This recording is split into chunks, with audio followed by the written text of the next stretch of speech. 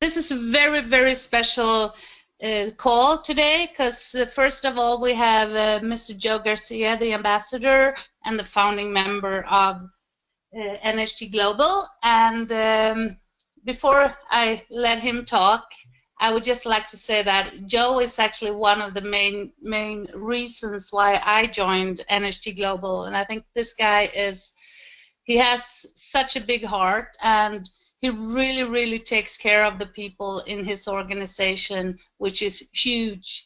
And he's always there, always helping, and it's such a pleasure to have him as my upline.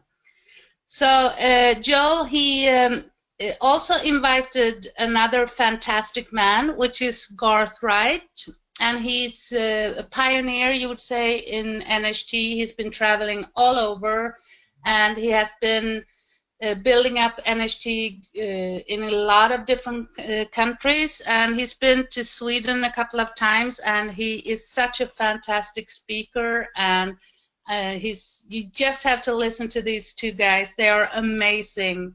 So I'm just going to turn it over to Joe and Garth, and yeah, go ahead, guys.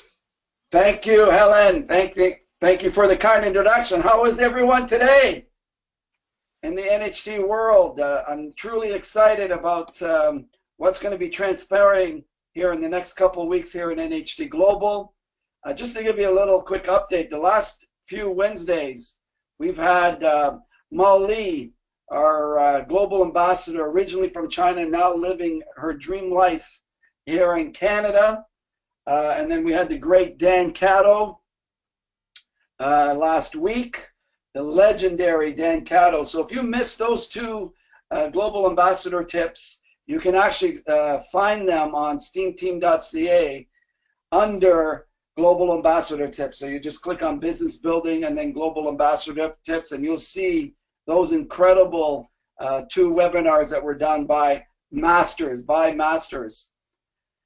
For those of you who don't know me, yes, I was the first distributor along with Dan Cato to sign up here in NHT Global. So it's been quite an incredible journey since 2001. And I want to just recognize Helen for putting these webinars together the last few weeks, as she and her team are hosting our Success Forum in Stockholm, Sweden on Saturday, December the 2nd. And she felt it would be a great, it's actually a great idea, great opportunity just to get some insights, not only on why we should all be there in Stockholm, especially if you're in Europe, or I see we have some Africans on the line here that are looking to come to Europe to our Success Forum. So just to give you a little highlight, we're going to have Mr. Garth Wright, which he's going to be speaking here in a couple of minutes. We're going to have myself. We're going to have Dan Cato. We're going to have the CEO and president of NHT Global, Mr. Chris Sharn. We're going to have the vice president, Maya Springler. We're going to have the European manager and president, Antonella Rispoli. We're going to have Helen Shaga, who heads up the product development in Russia and in Europe now and across Asia. So we're going to have an incredible event on that Saturday. So if you're thinking of possibly not coming, well, I hope after today's call, after today's webinar, you're going to change your mind. You see, ladies and gentlemen, I got started in the industry in 1993. I was a very younger man, as I am today, and very green, very hungry for success. I was so hungry I would eat an elephant. That was how big my desire was. I was newly married, and I wanted to prove to my wife, Margaret, that she made the best decision she would ever make in her life. And as soon as I had kids, and Garth can kind of relate to that now, in his 60s, as soon as I had my first son, Kyle, he was born in 91, there was this deep desire, this deep love to do whatever it takes to have create the best life that I can give to him. And I knew as a man, as a father, as a husband, I needed to lead by example. And I could, as long as I could remember, I always wanted a life of fantasy, a life of greatness, a life. And I remember as a teenager, I would tell my parents that I would take them on trips, where I would pay for it, and show them the world, which I've been blessed to do, and have and become wealthy. And my parents would just laugh it off as as someone that was just a dreamer, but I never let go of those dreams. And NHG Global has been an incredible blessing for myself and my family. And that all started back in 1993, where I got started. I bought into the dream of a network marketing dream of freedom, of traveling the globe, of creating residual income, earning more money while I sleep than when I do when I'm awake. And being a new distributor, I was all in, 100% all in. And I know a lot of you that are on here today, this is a great testament to you and the ones that are going to be watching this and listening to this here in the future. A great testament to all of you that you're all in, 100% all in. What that meant to me was I had to attend all the events. I had to do the business every single day. I had to work on myself every single day. I didn't want God, I didn't want the universe to think that I did not want it bad enough. And I felt that if I missed that one event, that one meeting, that one training, that I was showing God that I did not want it bad enough. And I was never going to let that happen. So that was my philosophy.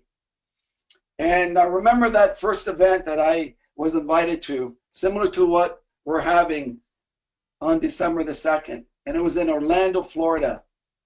And there was a lot of excuses that I was making at the time. I was newly married. My son was 2 years old. I had another one, Vanessa, that was just going to be born. And I was looking towards the future, and I was thinking, I can't afford this. By the way, since then, I've never, ever have said that I can't afford anything. You never, ever tell yourself you can't afford anything, because you're focused on lack rather than possibility or hope. And that's another whole training all by itself. And I kept on having these excuses, and all the mentors in my life at the time were telling me I needed to be at that event. And my mind was telling me I didn't have the money. There's no way to go. And something had clicked into me, and I thought, again, what if I didn't go to that event? I was sharing my faith, my God, telling him or her that I did not want it bad enough, that I did not want my dreams to come true. And I wasn't going to let that happen. So it was a defining moment in my life where I made the decision, no matter what, I was going to make it down there. I didn't know how. It was all in the why. So a couple of weeks before, a week before, I still didn't know. And a few days before, I just thought, Joe, you just got to do it. Gotta do whatever it takes. So I put it on my credit card. I just had enough on my credit card. And I didn't have a car that was, at that time, that would make the trip down to Florida. So I called up a friend and I said, listen, I'm going to this event down in Florida. Will you come with me? Can we drive with your car? And he said, Joe, sure, I would love to come with you, right? He didn't even know what he was attending. And then I invited 4 other guys saying, I'm going down to Florida, because I knew I didn't just want to go myself. I wanted to bring people to see the vision, to see what I was seeing. And these people, 4 other guys, jumped in a van with me, and we started to travel straight 24 hours down to Florida, Orlando, Florida, to this event. And we stayed all in the same room. That was a defining moment for my career. I'm thinking back all these years later, if I didn't go to that event, I probably wouldn't be here. I probably would have moved on. I probably would have continued to struggle in business. That decision that I made was the starting point to my success all these years later. It was the starting point. It inspired me. I went from the second stage of inspiration to aspiration, that third stage where I could see myself on stage. I could see myself become that top distributor, have those dreams that those people have already accomplished. I now aspired to greatness. I was just not an inspiration. I aspired to greatness, and I've never looked back. And I invited Garth right on here. Garth and I have traveled all over the world, and he is a pioneering mentor to many of us. And, you know, I've traveled to over 50 countries. I think Garth has beaten me so far because he's usually been the first guy, especially in Europe, to go in and start to drum it up. And when Garth started in Europe many years ago, we had nothing in Europe. We had nothing. We couldn't ship product into Europe. We didn't have a warehouse. Products weren't approved. So he started in a living room, his living room in Ljubljana, Slovenia. Ljubljana, Slovenia. And he started sharing the product. That's how he got started with NHT in Europe. You know, there was lots of obstacles in his way, but, you know, I'm thinking about him as I'm speaking about him, is he saw the vision. He just went and acted. He was so focused on what he needed to do. The obstacles, he knew that he could overcome them. And I bet right now we would not be in Europe. We would not have this great business all over Europe if Garth did not make that decision.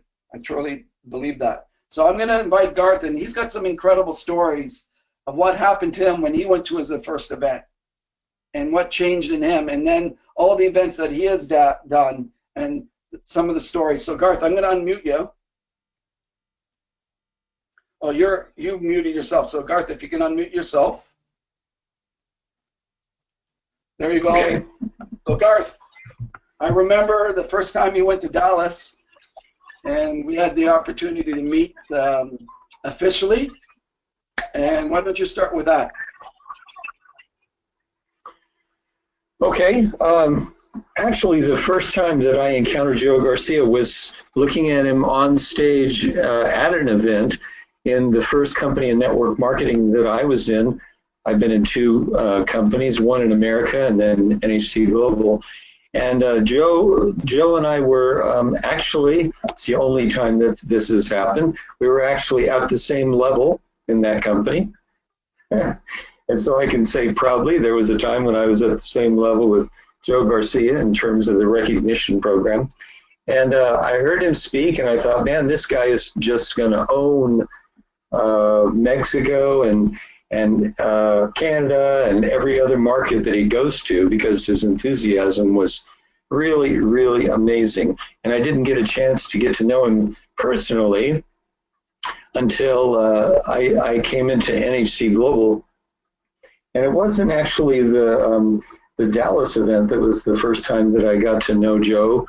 It was an event that we did at the Hotel Croatia in Sautit, Croatia, just south of Dubrovnik. And I'm not going to go into detail about that event, but I will say that it was one of the wildest experiences, one of the most fun, one of the greatest parties, just really something unforgettable. And Dan and Joe and I would be happy to share stories with you about that in Stockholm when we're with you personally. But I remember being in the back of the room and sitting next to Joe, and the moderator at that time, we had Dan Cato there as well. He said that you need to spend some time talking to the person next to you and talk about how you would introduce yourself in the business. And here I am sitting next to Joe, and I'm trying to explain how I would do it.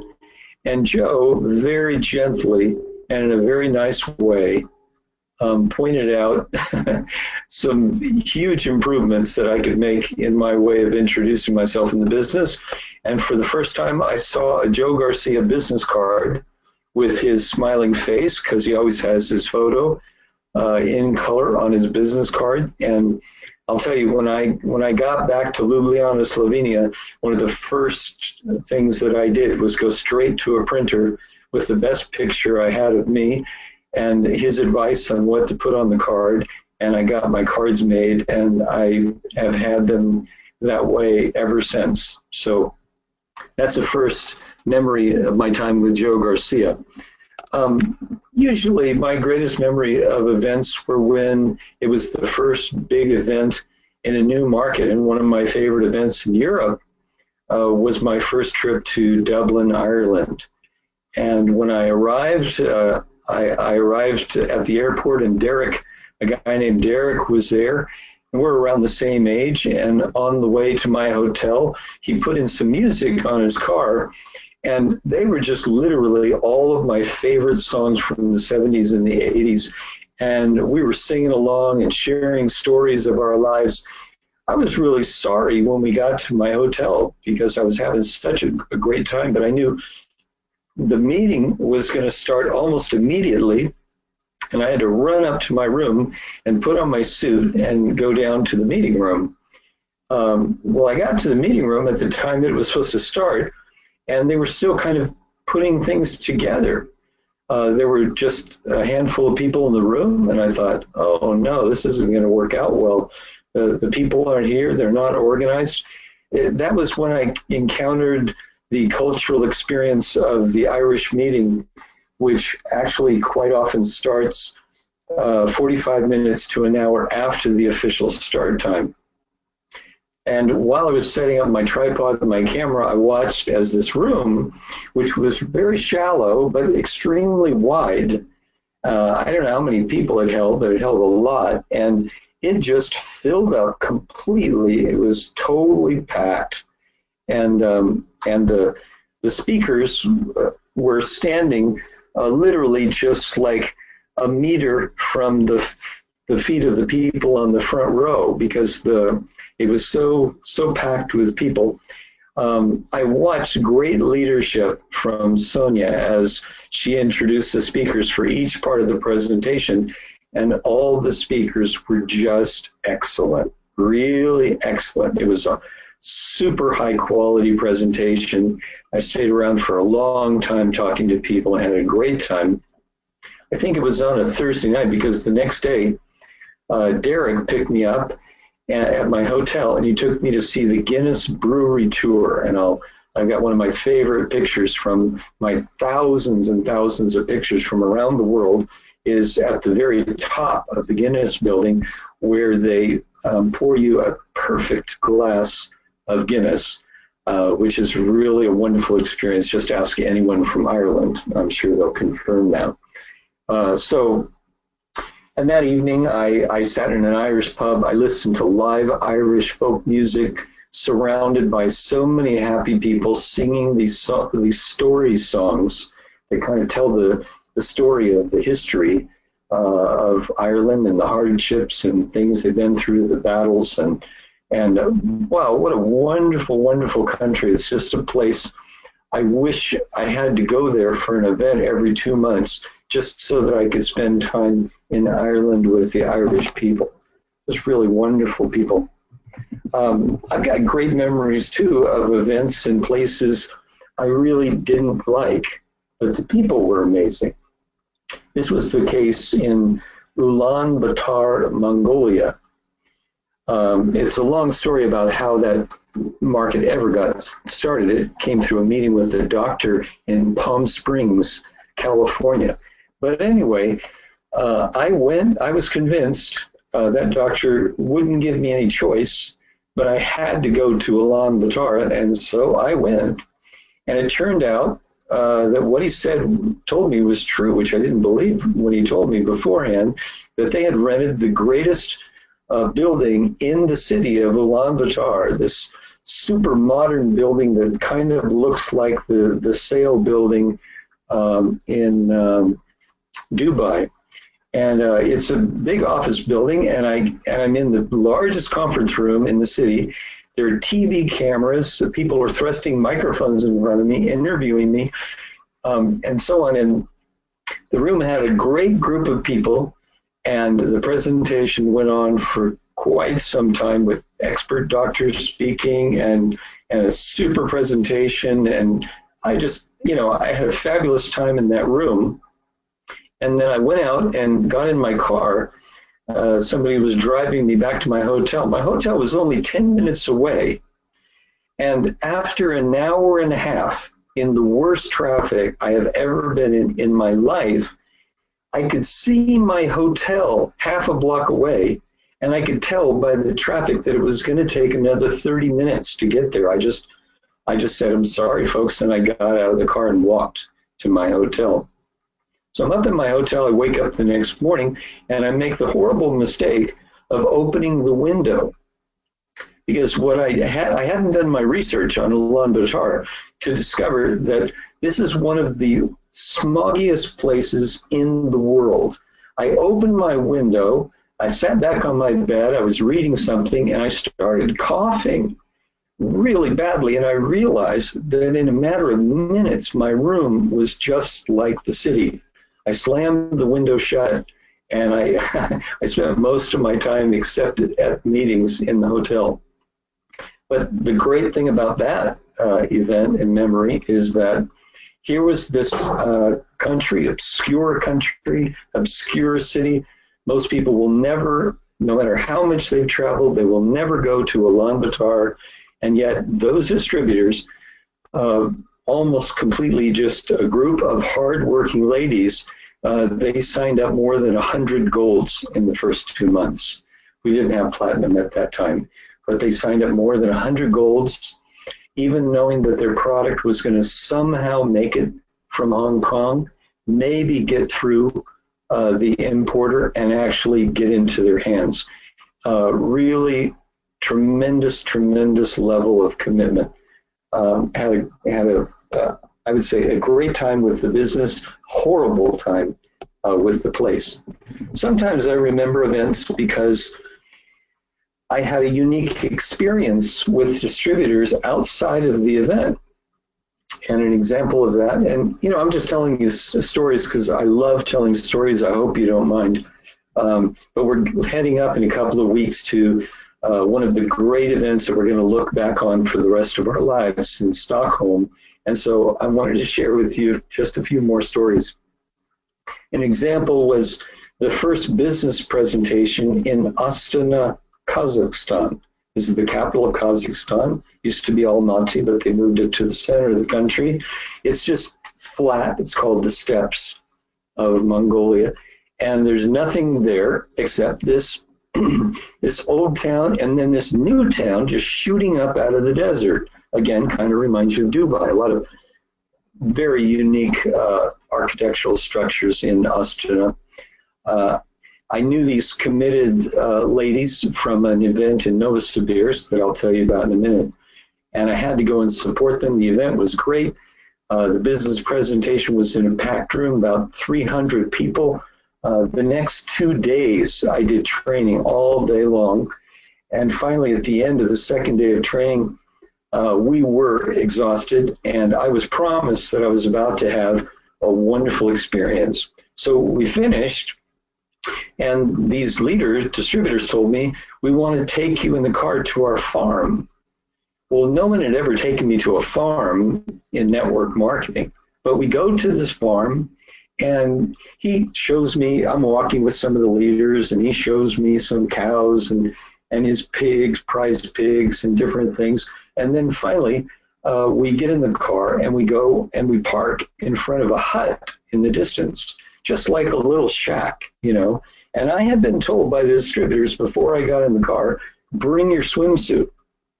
So we get out of the car, we walk up to this hut, and they say, go in there, put on your swimsuit. Like, okay, I don't know where I'm going to swim, but sure.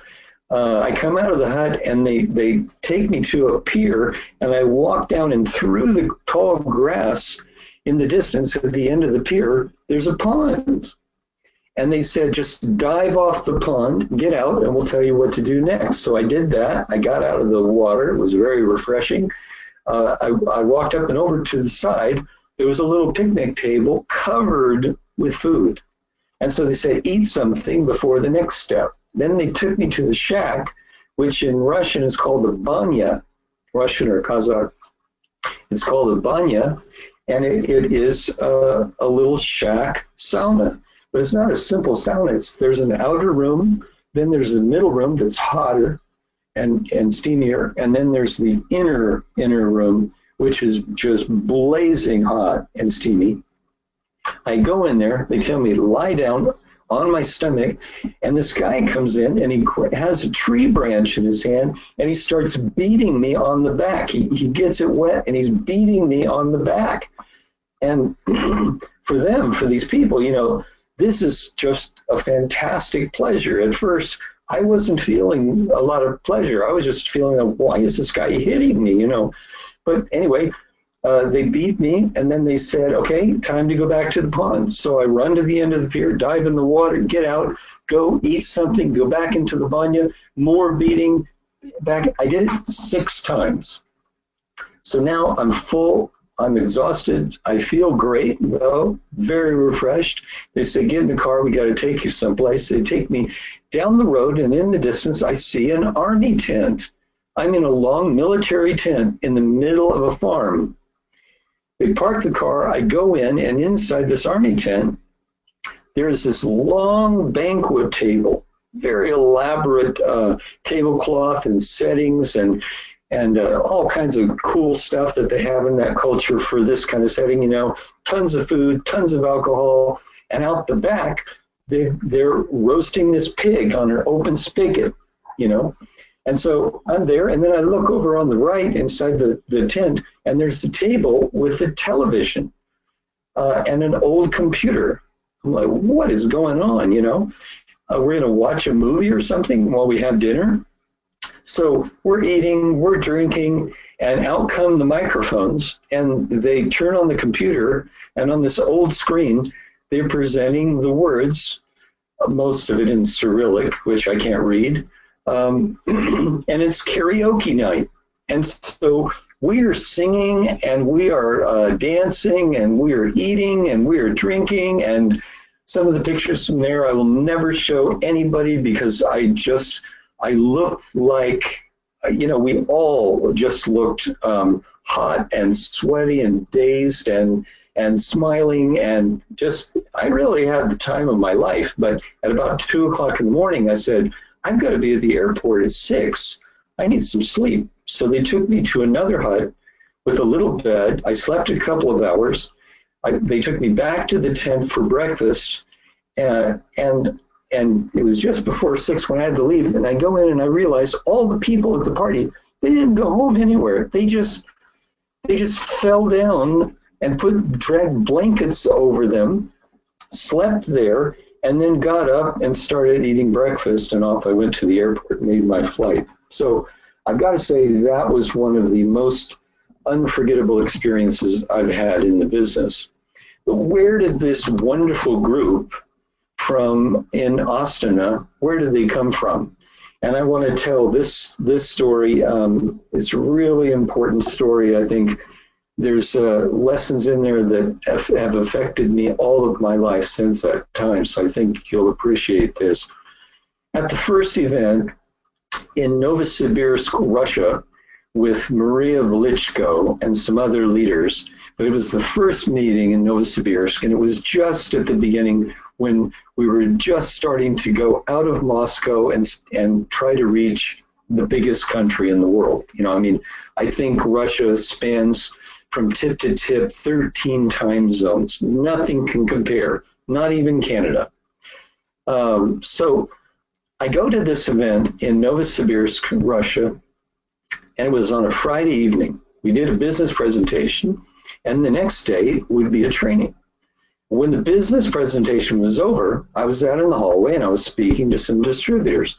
And most of the people there were staying around to talk. I mean, there was excitement in the air. We were launching a new city in the biggest country in the world, and people were just on fire, you know. But there were a group of women there that were putting on their coats, and they were leaving. And I didn't understand, you know, because they were all smiling. They seemed happy. But Why would they be leaving? And the leader of that group told me that the group was from Kazakhstan. Now, understand, we were in Novosibirsk, Russia, and they were from Kazakhstan, and they had to catch a bus home. And I asked, why wouldn't they stay for the Saturday training?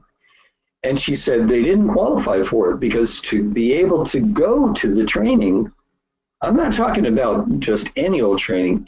I'm talking they could not get any training because the Russians wanted to make it hard unless they were gold and they had signed up personally a gold on each leg. They couldn't go otherwise. I mean, you do that in Europe, and even if people qualified, I don't know if they'd show up because of the pride. They'd be like, well, if they think that they're so good, they have to demand that I have to actually do something to go to a training. But the Russians were like, well, of course. And the Kazakhs, of course you demand something. I don't want it easy. I want to pay the price.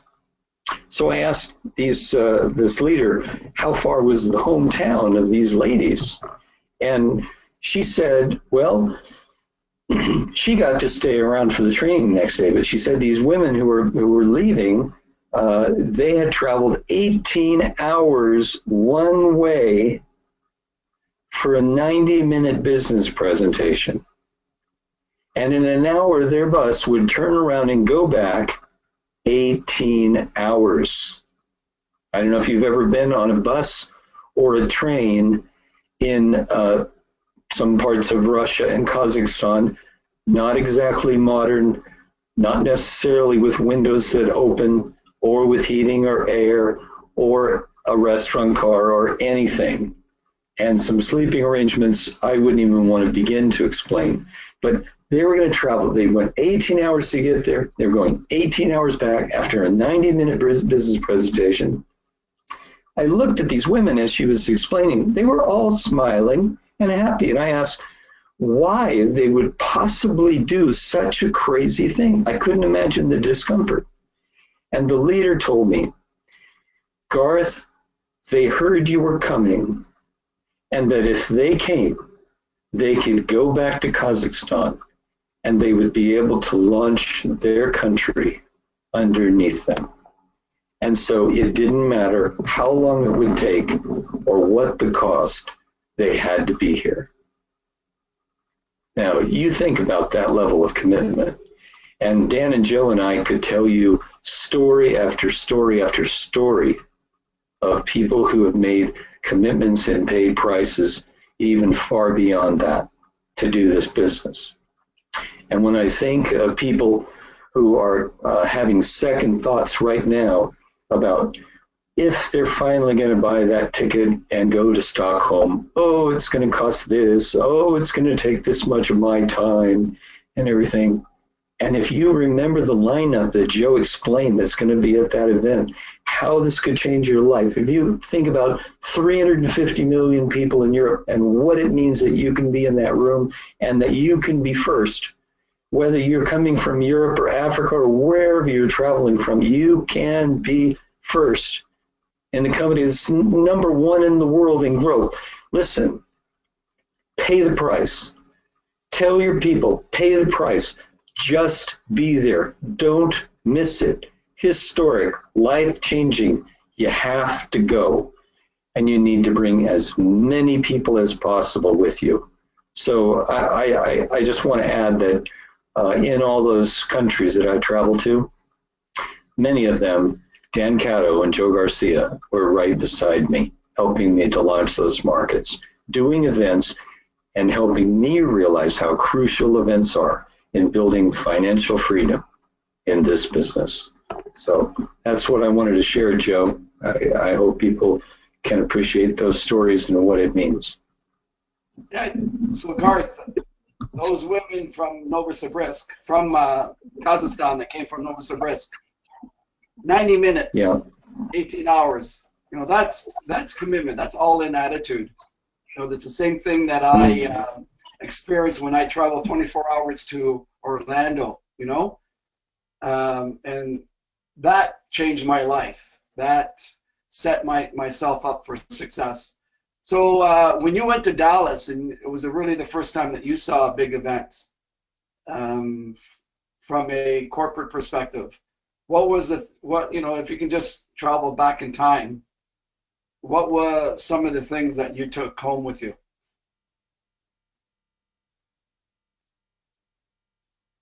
I think that the greatest memories I have, it wasn't about corporate. It wasn't about a big meeting. I'd been to big meetings before. The first company I was with in America, which you well know, Joe, they had some huge meetings. But what I remembered was each and every one of you top leader, millionaire club leaders having your moment on stage telling your stories, and just quotes from those different stories, and the price that people had paid in order to be in the position they were and get to tell those stories. I just sat there and said, I've got to be one of these people. I have to someday be able to get in front of the events and tell the big story. Sure, I had a fantastic story of my start and how much volume we did and everything else, etc. But I just heard those stories and thought, I've got a great story to tell of the amazing things that God has done in my life and the travels that I've been on and the people that I've met and the lessons that I've learned. And what a joy to be in a situation like you and Dan and the others were at that event, to be able to get up and share your stories. And the idea that I'm going to get to be in Stockholm and sit, knowing me, on the front row with a camera, with a recorder, everything else, with a notepad, whatever, hanging on every word as I hear you guys, heroes of mine, telling your stories and what changed your life. Wow. I mean, that's what I remember. And I go back to 1993, and that was the one thing that really got me excited. When I saw people on that stage and heard their stories and the kind of life that they were leading, I wanted just to be like them. And I would have done anything to do that. And that's what really why we do events, Garth. And this is what we were going to experience on December the 2nd. There will be a lot of people in that room that will see people on stage, that will see, hear the stories, that will get excited and say, I can do what Garth does. I can do what Helen does. I can do what Joe does. I want that for my family. And that's why we have events, number one. Number two, it also gives you an opportunity to get remotivated, get in touch with your dream, and keeping you in, and why every day you're prospecting, why you're sharing the product. Because you had a dream. There was a reason why you got started. And the third reason why we have events, Garth, is to introduce this great company to new people. And we're going to have an opportunity meeting on that Saturday in the morning. So for those of you who are watching online right now and listening in the future, you have an opportunity. Just go through your teams and ask them, who do you know in Sweden? Who do you know in Stockholm? And when you continue when you're continuing to ask those questions, you're going to have people say, oh yeah, I've got a fifth cousin of mine that we're friends on Facebook, and I should connect with her and invite her out to that event, and continue to do that over the next couple of weeks, and you'd be surprised who you are going to come up with and your team's going to come up with. It's going to be an epic event. Thank you, Garth, for coming on here today. It was awesome sharing the microphone with you. And by the way, ladies and gentlemen, we just had an incredible event in Lima, Peru, their Success Forum. It's a brand new market that we just launched there. We had 1,100 people there. We had hundreds and hundreds of people driving for hours and hours and hours, like these Novosibirsk Kazakhstan people going up to Siberia and Russia. And the excitement down there is just off the wall. They see it, ladies and gentlemen. 2 years in a row, for an unprecedented 2 years in a row, NHT hit the #1 rank on Fortune magazine. No company ever has been able to do that. So without further ado, I'm going to turn it back to Ms. Helen Svensson. And Helen, I'll let you end the webinar. All right. Thank you so much, guys, both of you. Really, really interesting and fascinating to listen to all your stories, Garth, and also what you had to share with us, Joe. So thank you so much for your time and sharing this with us. And I would like to say that, as Garth said, that it's so super important that you're there. It's probably the most important day of your business career to be at this event and to bring a lot of people and also have those people bring their people. You can bring as many guests as you want as well. And those of you who brings 5 people with you will actually be able to join a special training with another fantastic ambassador and founding member, which is Dan Caddo, and that's going to be on Friday for those who brings 5 people to the event. So make sure that your group has as many people as possible at his training. It's going to be a leader training, and then the BizOp, it's a business opportunity meeting, will take place Friday evening at 6 o'clock at the same place, the same venue as the event. And that's going to last for about an hour. So between 6 to 7 Swedish time, we will have this special meeting for guests who wants to listen more and learn more about our business opportunity. And then after that, Dan will continue with another hour of training. So those who decides to join us and really likes what they see, they can actually stay for another hour. And I think this is such an amazing opportunity to get one of the top leaders in the world, I would say, in network marketing, and get his training and hear what he has to say. So bring as many people as you can, not just because of that, but because of your own business, and you want to share this with as many people as possible. So right now it's 16 days, 3 hours, 14 minutes, and 38 seconds until the event starts. So just go out there, talk to as many people as you can, and just bring them to Stockholm. We will make sure they love Sweden, and we will take good care of them. So thank you, Garth. Thank you, Joe. And everyone else, have a great evening, day, whatever it is at your place right now. Thank you and goodbye.